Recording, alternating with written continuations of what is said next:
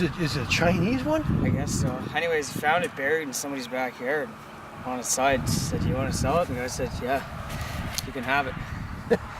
I sat in Buddy's yard for a couple of years, and then finally I had to move, and I said, "I'm taking it home." I put a fuel line on it, put a fuel tank on it, fired it up, and revived it. Wow. Is that a gear shifter right there? No, unfortunately not. It's a kickstart. Oh, it's a kickstart. Yeah. Kickstart, electric start. Yeah. Oh, we heard it. We heard you were coming with it. We said, wow.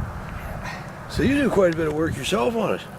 A little bit. We got it running, and I got to do the front end yet.